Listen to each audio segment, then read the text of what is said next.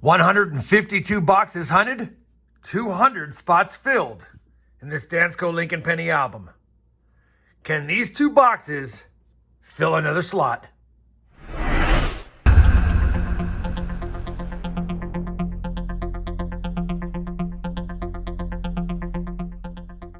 Hey everyone, it's RobFindsTreasure. Welcome back to my channel. It's been a few days, probably about a week since we've done a penny hunt and fill episode, so I figured it was time to do one. I've got a couple of local Dallas-Fort Worth penny boxes here that I've already popped the top on and made sure we had circulated cents, which we do. Now this is penny hunt and fill episode number 84, and it's going to be boxes 153 and 154 of the series. If you're new to the channel or new to the series and you'd like to start the playlist from the very beginning, I always have that playlist linked both down below in the video description as well as pinned up here. Now, in the meantime, we're going to go ahead and put the book to the side because we will be checking all the finds from the hunt against the album to see if we have any additions, which we hope for, or any upgrades. Let me slide this out of the way. And like I said, I've already checked these boxes. They are circulated cents. That's a good sign. We'll be looking for varieties, stuff for the book, any Indian head cents, proofs, or maybe even a foreign or two. Let's go ahead and begin the hunt. And as I've said in every episode, as soon as I have a find, I'll bring it back in. Well, the first find is going to come in roll number 1, but it's not going to be a wheat cent. It's going to be an old Canadian. I can see the date on the reverse. 1943 King George VI. It's in toasty condition, but that's an oldie to kick us off, and that makes me happy. Roll number 4, I think, has 2 wheat cents. The first one is facing me. It's a 1956 Denver, but I believe I see, and I do, a second wheat cent in the same roll, and that one is another 1956 Denver. By the way, sorry for the calluses on the hand. I did a little pool work today, and anyway, hopefully it's not a distraction. 2 wheat cents, roll number 4. Let's find more. Roll number 5 is going to have a damaged wheat cent. This is wheat cent number 3. And I think it's a 40-something.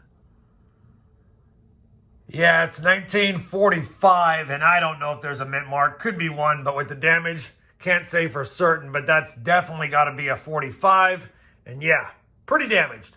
We don't need it, but we'll take it. Oldest of the box. Roll number 10.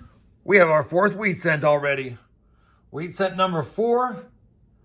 And that's a 1955 Philly, so you know we got to quickly just check it, and it's not going to be that beautiful DDO worth a lot. But nice seeing a 55p in my box. We're on roll number 11, and I just flipped it around. It's got a really nice BU 68S or D ender, and we just pulled a nice one in the last roll as well, 68S. So maybe we've got some 68S's dumped in here. That'd be cool. That ender is actually a 68 Denver. So now we got a 68D and a 68S. And for those wondering, I did already scope it. It's not the 68D with the DDR. All right, back to the hunt. Roll number 15, wheat cent number 5. And that's going to be a 52 with a mint mark. Probably Denver. And it is 52 Denver, 5 wheat cents. Roll number 20 is going to give us the oldest wheat cent of the hunt by far. And it's not one we need, but I'll always take seeing a pretty nice 1919 wheat cent in the box. 1919, decent detail, a little bit of lines in the wheat stalks. Let's take a look at this 1919 under the scope. Definitely a 1919. No mint mark, just a little bit of damage, perfectly placed. And since I have you here, we'll just take a peek at the motto and Liberty. And I don't see anything suspicious. 1919 Philly. Could be an upgrader. Nice to see. Are there any more oldies in this box? Roll number 21 and wheat cent number 7 is reverse facing, and it looks like it could also be old. Wheat cent 7. And that's going to be a 48S, I believe. And it is 1948S. Good seeing an S-minted wheat cent in the hunt. Roll number 24 is going to have a couple of wheat cents, I believe. The first one is obverse facing, 1942 Denver. And for wheat cent number 9 already of the hunt, we have another dirty one, and that's going to be a 1953 Denver.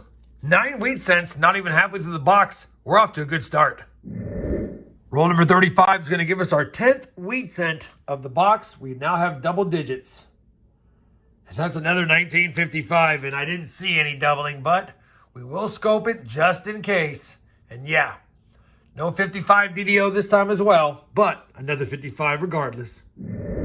Roll number 41, Canadian cent number 2, 1993.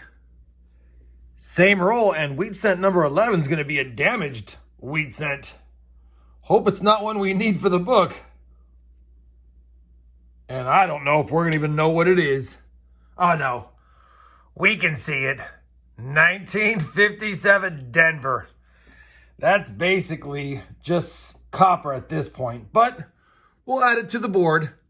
11 wheat cents, 9 rolls left. Roll number 44, we have a dozen wheat cents.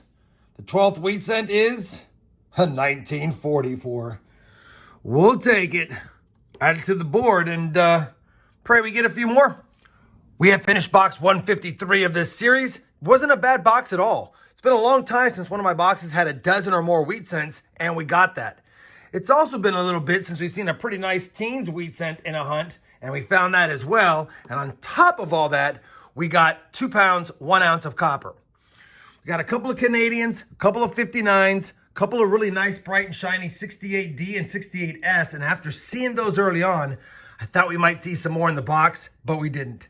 And then we actually found a pretty nice 1969S as well, but not the DDO, of course. Box 1 is down. Box 2 has already been verified that it's circulated cents. So I'm going to get right into the cracking of the rolls and see how many more wheat cents we can add to the board that already has 12. I'll be back on my first find when it happens. Roll number 5 of box 2, but 55 of the hunt. It's going to give us our first wheat cent of the second box, 13th overall. And that's going to be a much nicer 1957 Denver than the last one. Roll number 56 of the hunt is going to give us another old Canadian. And this time it's going to be a laureate portrait. So it's going to be 1964 or earlier. And it's got some cool patina to it. So, and it's going to be a last year laureate portrait or young head. 1964. We'll take that to go along with the King George from 1943 we found in the first box. Hopefully that older Canadian cent means there's some older wheat cents in this box. Roll number 61. Wheat cent number 14 is going to be a 1944 Denver. So you know we got to check it for that 44D over S. And I don't see it. Still nice to see another 40s wheat cent with the mint mark in the box. Roll number 65. Wheat cent number 15 is a 1946 Philadelphia. Roll number 67. We now have wheat cent number 16. And that's going to be a 1956 Denver. Roll number 69. Wheat cent number 17. And that's going to be a 1949. I think that's an S mint mark. And it is. Good seeing an S mint mark, just not one we need. Roll 73. Wheat cent number 18. That's going to be a 1945 Philadelphia in much better shape than that first one we found. Roll number 82 is going to give us wheat cent number 19. We already have it. It's another 1946 Philadelphia. But that puts us 1 away for 20 found in a 2-box hunt. Roll number 83, our 4th Canadian cent. This one's going to be more modern. And it's going to be... oh, it's one of those commemorative ones. We'll take it. We don't see it too often. There it is, 2002. All right, we'll add it to the board and find some more wheats. Roll number 84 is going to give us our 20th wheat cent for the 2-box hunt. That makes 8 in this box. And this one's going to be a 1941, so we can check it for that 1941 DDO. And actually, there's 3 of them, one at the date. A couple of them you can see at Liberty, but most pronounced on Trust. And I don't see the DDOs. But still, a 1941 is actually our second oldest wheat cent of the 2-box hunt. Same roll. Wheat cent number 21 is going to be a 1950 Denver. Roll number 96. 22nd wheat cent. So that makes 10 for the second box as well. And that's going to be a 1951 San Francisco. We'll add it right there. Roll number 98 is going to give us our 5th Canadian, and I think there's a wheat cent in the back. 1988, and wheat cent number 23 is going to be a 1957 Denver. Well, we finished that 2-box hunt, and even though we didn't get anything super exciting, we did have 23 wheat cents. Both boxes had more than 10, 12 in the first box, 11 in the second box. The best find of the wheat cents is going to be the 1919. We don't need it, but it's always good seeing a teens wheat cent. And we had a pretty good mix of years and mints in the 40s and 50s, but yet again, nothing from the 30s. We had 5 Canadian cents, a couple of oldies, a King George VI from 1943, I believe. Yes, and a Queen Elizabeth II laureate portrait from 1964. We had 5 1959s. You guys know I just pull them out for myself. It's a transition year cent. We had 3 bright and shinies. We actually had another 1959, but it got upgraded to the beautiful section. And then only that 69S. It's a nice one, but only one in the 2 boxes. The copper in the second box was even better than the first box, 2 pounds, 7 ounces, giving us a total of 4.5 pounds in the 2-box hunt, which is better than I usually get. Like I said, nothing really exciting. I don't think we have any upgrades or additions, but let me go ahead and run through what we got on the board, compare it to the books, and bring you back with some final thoughts and a final look at the book. We have compared the finds to the album, and as expected, there were no upgrades. The 1919 was nice, but we've got kind of a cool 1919 in here already with great detail. It's a little bit dirty, but it does have that odd die crack or lamination there. We never really quite discussed it, but I'm going to keep that one in there because it's kind of cool.